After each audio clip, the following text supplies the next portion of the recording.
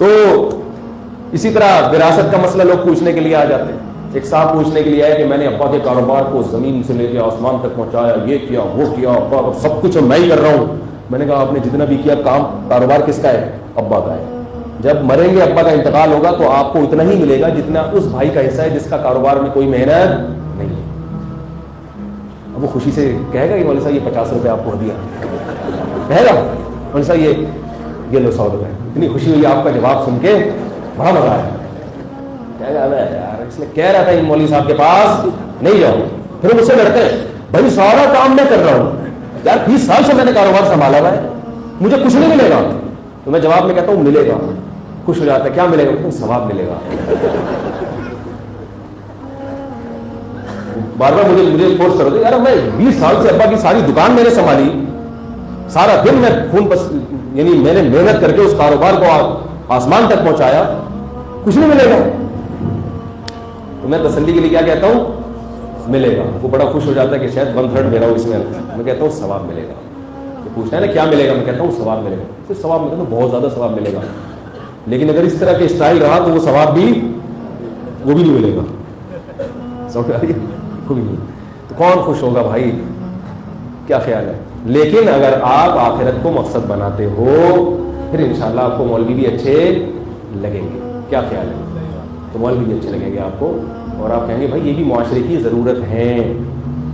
تو وہ جو کمال عطا ترک کا میں نے بتایا تھا نا, اس نے مولویوں کو سمندر میں ڈبو دیا تھا سب کو. تو اس پہ ہمارے ایک رشتے دار کہہ رہے تھے وہ بڑا اچھا کیا, ترکی کو مولویوں سے پاک کر دیا, وہ سب کچھ ختم ہو گیا, پھر خواریت بھی ختم. میں نے کہا دیکھو لڑتے تو سب ہیں, سیاستدان بھی لڑتے ہیں, تو کیا سارے سیاستدانوں کو ڈبو دو گے؟ ڈاکٹروں میں بھی اختلاف ہوتا ہے, اچھے ڈاکٹر بھی ہیں 2 نمبر بھی ہیں, تو کیا سارے ڈاکٹروں کو انٹر میں بھر گے تو علاج کس سے کراؤ گے؟ تو اسی طرح یہ باتیں کرنا کہ سارے مولویوں کو اڑا دو, یہ آج کل بہت چل رہا ہے. ارے ان سب کو بین کر دو, سب کو ختم کر دو, سب کو ختم کر دو میرے بھائی. لیکن آپ کا معاشرہ پھر کیا بن جائے گا؟ یورپ میں. تو تم میں پھر بڑھاپے میں اولڈ ہاؤس میں جمع ہونے کے لیے تیار ہو جاؤ. پھر یہ بتا دو یہ مولوی ہیں جن کی وجہ سے بوڑھے ماں باپ کو لوگ گھر میں رکھتے ہیں. آپ کہہ سکتے ہیں کہ میں تو کسی مولوی کا بیان نہیں سنتا پھر بھی ماں باپ سے محبت کرتا ہوں. تو کب تک؟ یہ تو ابھی اثرات چلے آ رہے ہیں. آپ کی نسل پھر آؤٹ آف کنٹرول ہو جائے گی.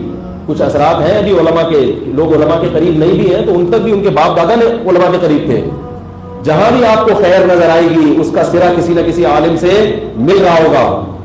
اگر آپ نہیں عالم سے ملتے اور آپ میں خیر ہے تو آپ کے باپ دادا ملتے ہوں گے, پردادا ملتے ہوں گے, ان کے اثرات ہیں جو بلڈ میں منتقل ہو کر آپ تک پہنچے ہیں. لیکن آپ نے اگر علماء سے دوری اختیار کی تو یاد رکھو پھر یہ سلسلہ زیادہ نہیں چلے گا. ممکن ہے آپ ٹریک پر چلتے رہیں, آپ کی اولاد ٹریک سے ہٹ جائے گی.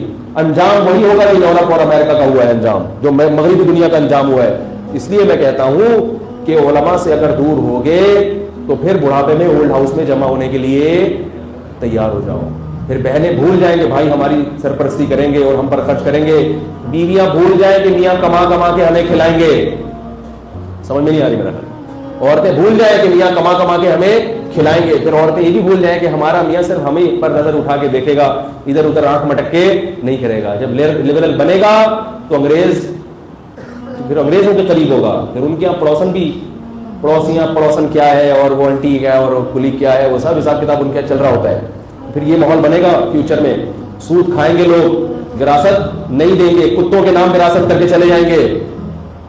باپ اپنی اولاد کو نہیں دے گا گھر میں پالے ہوئے, بلکہ اولاد ہوگی نہیں.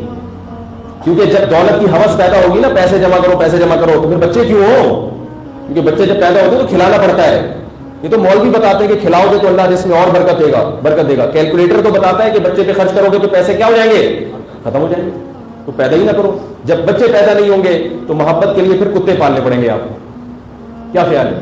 پھر کتے سے دل لگاؤ گے. میں نے دیکھا ہے ایسی فیملی جن کے خاندان ختم ہو گئے تو انہوں نے بلیاں پالی لی. بلیوں سے ایسی محبت کر رہے ہیں جیسے ہم اپنے بچوں سے بھی محبت نہیں اتنی ہوتی. بلیاں پال رہے ہیں, کتے پال رہے ہیں, محبت ہی نہیں مل رہی ان کو, تو جانوروں میں محبت نظر آتی ہے.